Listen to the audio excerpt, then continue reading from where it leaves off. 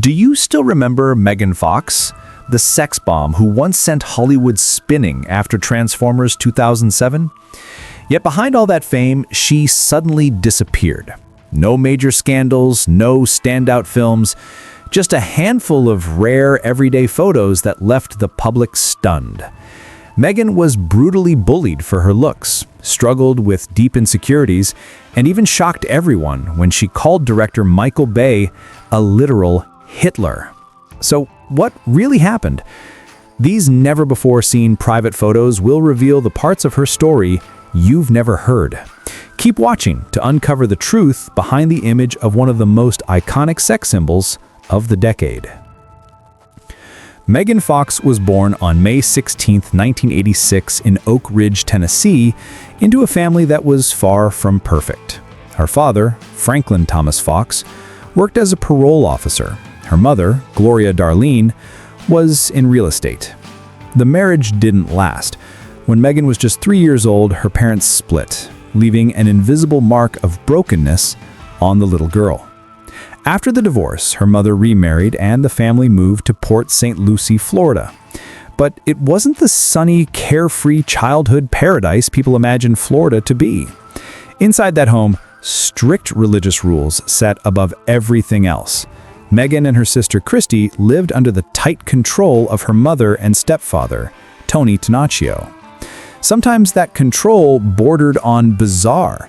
Megan once recalled that her mother made her wear a dark wig at age 2 and dyed her natural blonde hair dark when she was only 5 because she didn't like her daughter's blonde hair. Her stepfather, a deeply conservative Pentecostal, banned her from bringing friends home and strictly forbade dating. Living in such a rigid environment made Megan tense and fragile. Panic attacks and bursts of anger began appearing as her body's response to constant pressure. Yet beneath all that heaviness, a tiny dream flickered. At just 3 years old, Megan watched The Wizard of Oz for the first time. Seeing Dorothy walk down the yellow brick road filled her with a spark. One day, she wanted to be part of the magical world of movies. At 5, Megan began dancing lessons in Kingston. She joined the drama club, sang in the choir, and even swam on the school team. Cities changed, but her love for the arts didn't. When the family moved to St. Petersburg at age 10, she continued dancing with a level of seriousness rarely seen in a child. 3 years later, at just 13, she stepped into the world of modeling, a path no one expected a shy girl like her to pursue. She won several awards at a talent competition in South Carolina in 1999.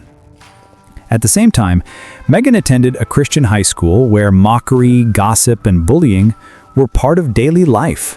With her striking looks and introverted nature, she seemed too different to belong. To avoid the terrifying lunch breaks where kids threw ketchup packets at her, Megan often ate in the bathroom. She believed the problem wasn't her appearance or the attention she drew. It was something simpler. She got along better with boys, liked talking and playing with them, and that alone was enough to make many of the girls resent her. One Halloween memory Megan shared still sends chills. A girl came to school wearing a tight black leather outfit. Everyone assumed she was dressed as Catwoman, but the girl calmly said, "No, I'm Megan Fox." It was a cruel mockery. Megan didn't react. No argument, no anger. She simply shrank into herself as she always did. Eventually, at 17, Megan decided she couldn't continue living like that. She dropped out of school and moved to Los Angeles to chase her dream. Megan's acting career began in 2001. Even before moving to Los Angeles, she made her debut in Holiday in the Sun, alongside the Olsen twins, playing a beautiful but snobbish girl who constantly disrupts the main character's life. At the time, the Olsens had a massive fan base, and although the film was released straight to DVD, it still created a positive buzz for a young actress full of potential. Before turning 17, Megan already had an impressive acting resume with a series of guest roles. She appeared briefly in the Swedish TV series Ocean Ave, and later landed a small part in Amanda Bynes' sitcom What I Like About You. These roles weren't big, but they all proved one thing. Megan had the energy of a future star. In 2003, fate brought her to director Michael Bay when she was invited to appear in Bad Boys 2. Her role was tiny, just a few seconds in a nightclub, but that moment would become the turning point that opened the door to something much bigger. Later on, 2004 marked an important milestone in Megan's journey. For the first time, she joined a larger-scale film project, Confessions of a Teenage Drama Queen. In this colorful musical comedy, Megan played Carla Santini, the beautiful but formidable rival of Lindsay Lohan's character. That same year, she became more familiar to TV audiences, from CBS's 2.5 Men to WB's The Help and ABC's sitcom Hope and Faith, where Megan portrayed Sydney Shanofsky, one of her first major recurring roles. It was also the performance that earned her a nomination for Best Supporting Actress at the Young Artist Awards. It was on the set of Hope and Faith that 18-year-old Megan met Brian Austin Green, the star of Beverly Hills 90210. What seemed like an ordinary encounter turned into a life-changing moment. Megan admitted that she fell for Brian the very first time she saw him. But unlike her immediate feelings, Brian wasn't thinking about love at all. He had just gone through a painful breakup with Vanessa Marcil, and he was troubled by the large age gap between them, a 30-year-old man and a young woman who had just stepped into adulthood. But there was something special about Megan, a rare kind of unwavering steadiness. She wasn't pushy, she wasn't trying too hard, she simply let her true self show. Slowly, Brian was drawn in by her sincerity. What changed him completely was the way Megan treated Cassius, his young son with Vanessa. She didn't try to win him over, didn't try to play the role of a replacement mother. She approached him with the natural warmth of a friend. Brian once said, "I thought we weren't going to be serious," but Megan was so steady. She was young but mature in her own way. Their love grew quietly but steadily. No drama, no showing off, yet strong enough to overcome doubts and pressure from both sides. To Megan, Brian was more than just a boyfriend. He was her first true love, the place where she felt safe and understood. In 2006, Brian proposed. Megan said yes immediately. When the news broke, many publications called them Hollywood's beautiful couple, a perfect blend of fiery allure and grounded maturity. Real success came to Megan in 2007 thanks to her breakout role in Michael Bay's blockbuster Transformers. When Bay and Steven Spielberg first started shaping the concept for the project, Megan was just one among hundreds of young hopefuls. But her boldness, attitude, and sharp magnetic presence made her the perfect choice to become Michaela Baines, the dream girl archetype for an entire generation of late 2000s moviegoers. At that time, Spielberg, who had loved Transformers since childhood, served as executive producer. He insisted on preserving the franchise's original spirit, maturity, responsibility, and the delicate relationship between humans, machines, and war. Michael Bay, on the other hand, wasn't initially interested. He thought it was nothing more than a kid's toy movie. But after visiting Hasbro headquarters and witnessing the intricately designed robot world, Bay changed his mind. He wanted to create a cinematic experience no one had ever seen before. That shift became Megan's gateway into a major studio film with a massive $200 million budget, an astonishing figure back in 2007. Interestingly, Spielberg enforced a strict rule. No actor would be paid more than $70,000 for the first film. If it's a hit, you'll earn what you deserve in the sequels, he said. This pushed the mostly young cast to give everything they had, and they succeeded. Transformers grossed $709 million worldwide, becoming the fifth highest-grossing film of the year. One of the core reasons for the film's success was the almost scientific precision of its visuals. A team of 80 VFX specialists spent months calculating the exact mechanics of each robot's movement. When Optimus Prime or Bumblebee transformed, every part, every metal plate had its own place, logic, and trajectory. Nothing was random or sloppily simulated. For 2007, this set an entirely new industry standard, one that many modern blockbusters still struggle to match. Amid this whirlwind of success, Megan became the center of attention. The image of Michaela, tan skin, striking gaze, strength mixed with rebellious charm turned her into Hollywood's newest sex symbol. She received an MTV Movie Award nomination for Breakthrough Performance along with 3 Teen Choice Award nominations. Yet behind the spotlight, Megan viewed her own performance with humility. "I was terrible. It was my first big movie, and I'm not proud of what I did." Beneath that harsh self-critique were the pressures she faced from Michael Bay. The notoriously demanding director disliked actresses who were too thin, claiming he had been traumatized in the past. Megan was forced to gain 8 to 10 pounds before each shoot, staying in her chubbiest form throughout the production. The tension between them later became a favorite topic for the tabloids. As Transformers catapulted Megan to stardom, FHM quickly named her the sexiest woman in the world in 2008. Yet her personal life began to crack.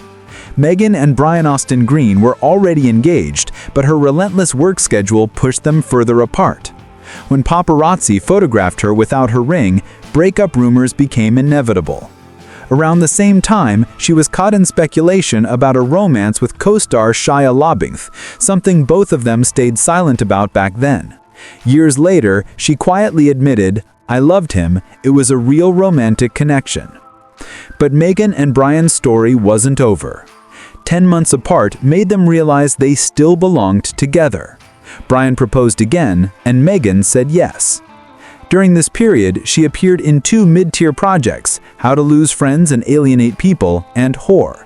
Neither film made much of an impact, largely because Megan had signed on before Transformers exploded in popularity.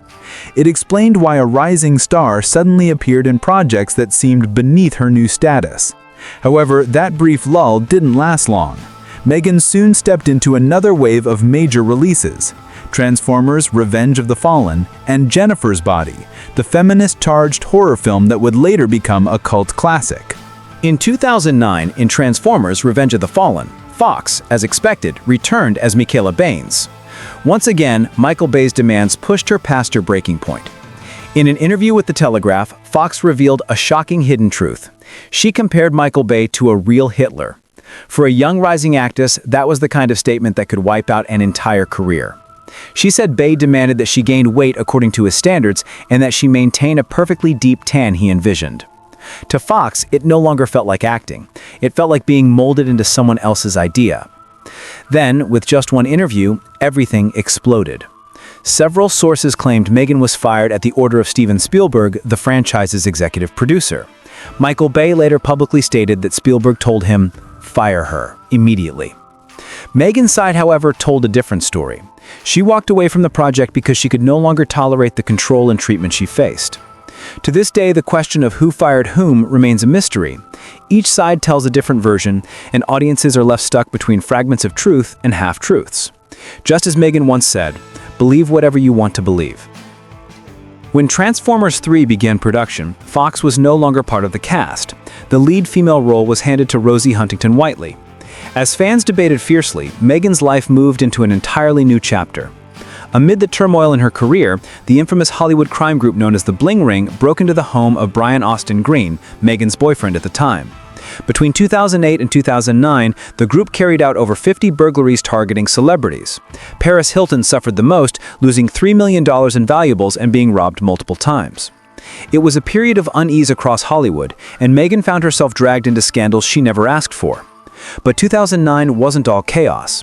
After the first 2 Transformers films, Fox landed her first leading role with Jennifer's Body, a dark comedy with a diabolic signature of screenwriter Diablo Cody.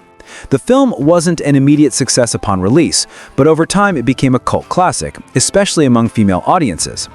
Viewers began to see Megan as more than just a pretty face. They saw an actress with her own energy, willing to take risks. Diablo Cody later said the box office failure was the result of a misguided marketing campaign. The studio targeted young men while ignoring the film's strong feminist message. Still, Megan earned a very high paycheck, $5 million, showing that Hollywood was still betting on her. That same year, she ventured into a completely different genre with Jonah Hex, a cowboy superhero film starring Josh Brolin, John Malkovich, and Michael Fassbender. Unfortunately, the movie became a box office disaster. It was so heavily criticized that it was labeled Worst Film of the Year and earned 2 Razzie nominations for Worst Actress and Worst Screen Couple. If anything kept Megan grounded during those chaotic years, it was her blunt, sometimes impulsive, but disarmingly honest attitude. She had appeared in the famous music video Love the Way You Lie by Eminem and Rihanna, but her roles during that period still weren't enough to ignite a new breakthrough in her career. Megan herself was fully aware of that. In Passion Play, a film mercilessly criticized by the public, her co-star Mickey Rourke bluntly called it another terrible movie. And yet Fox praised Rourke endlessly, even getting a tattoo dedicated to him. "He's so sincere and talented that I love him with all my heart," she said. For Megan, each project, whether a hit or a failure, carried its own personal meaning. Perhaps that's why Fox has such a deep love for tattoos. She once joked, "All my boyfriends have to have tattoos. If they don't, I'll make them tattoo my name or my face." Today, Megan has around 10 tattoos, each one like a story from a different version of herself. On her back is a quote from Shakespeare's King Lear, "We will all laugh at gilded butterflies." On her right hip is a quote from Nietzsche, "And those who were seen dancing were thought to be insane by those who could not hear the music." A tattoo dedicated to Mickey Rourke. But perhaps the most famous one was the Marilyn Monroe portrait on her right arm, inked when she was very young. Megan adored Marilyn Monroe from childhood. After watching all of Marilyn's films, she became fascinated by the 1950 sex symbol. But as she grew older, she decided to remove the tattoo, believing it would help her avoid the negative energy that had surrounded Marilyn's short, tragic final years. "I was stubborn and thought I would love that tattoo forever, or that it would be a diary of my life of everything I loved when I was young, but that's not how it turned out. I'm removing it." She was a figure surrounded by negative energy. The wedding took place on June 24th at the Four Seasons Resort in Maui, Hawaii. It was a secret ceremony with only close friends and family invited. No fireworks, no noise, no paparazzi lenses. Just the sound of the Pacific Ocean and the sea breeze sweeping across the golden sand to witness their moment. Cassius, Brian's 8-year-old son, stood beside his father like a gentle reminder that even imperfect families can begin again in beautiful ways. Megan walked in barefoot on the sand, wearing a simple white dress that glowed under the Hawaiian sun. In her hands was a bouquet of white roses mixed with gardenias, understated, pure, and perfectly matching the softness she carried in that moment. Brian looked at her with a rare certainty in his eyes and read his vows. He had never believed in anything as strongly as he believed in marrying her, and this would be the beginning of a hopeful life they would build together. Their honeymoon took place right there at the resort, where they spent a few slow days together before returning to the familiar whirlwind of daily life. 2 years later, their first son, Noah, was born, marking a warm, new chapter in their family story. Yet Megan's career at this time didn't progress in a way that matched the expectations set after Transformers. Her comedic roles in Friends with Kids and This Is 40 weren't strong enough to prove her acting range. She was still viewed more as a media celebrity than a true performer. Labels like sex symbol or the next Angelina Jolie further boxed her in, making it hard for audiences to see the many layers beneath Megan's public persona. She openly expressed her frustration at constantly being compared to Angelina Jolie. Jolie was calm and icy, while Megan was playful, sometimes joking to the point where her words were easily misunderstood in an era of out-of-context quotes. "Sarcasm doesn't translate well in print," she once said, offering an explanation for years of misinterpretation. Megan also rejected being forced into the mold of the strong warrior woman like Jolie. In 2013, Megan appeared in a Brahma beer commercial for Brazilian television. But that wasn't the biggest event of the year. The real surprise was that Fox and Michael Bay buried the hatchet and reunited for Teenage Mutant Ninja Turtles, where Megan took on the role of reporter April O'Neil, a very significant character. In an interview with the press, Megan shared, "I've always loved Michael. We had conflicts in the past, but even when I spoke up about the difficulties between us, I always said that I had a special bond with him. He can be very sensitive, and he's actually very likable. I've always said that, but sometimes we clashed because we're both strong-willed and stubborn." Despite receiving countless negative reviews from critics, the film performed extremely well at the box office. With a production budget of $150 million, it grossed nearly $500 million. In 2015, Fox voiced Amelia Delphonis in the game Stormfall: Rise of Balor by Plarium. And in October of the same year, she was confirmed as a temporary replacement for Zooey Deschanel in the sitcom New Girl. She played Reagan Lucas in seasons 5 and 6, and her performance was well received by both audiences and critics. Fox continued to play April O'Neil in the 2016 sequel to Teenage Mutant Ninja Turtles. Unfortunately, the second film did not match the success of the first. The budget increased, but the box office revenue dropped by nearly half. In 2019, Fox returned with Above the Shadows, a fantasy mystery film directed by Claudia Myers. Alongside Olivia Thirlby and Alan Ritchson, Fox delivered a performance with more emotional depth than many of her earlier roles. The film was so well received by Brooklyn audiences that it won the Audience Award, a small but meaningful milestone in Fox's career at the time. That same year, she appeared in James Franco's Zeroville, a project that once seemed poised to mark a major artistic shift, but instead became a forgettable setback.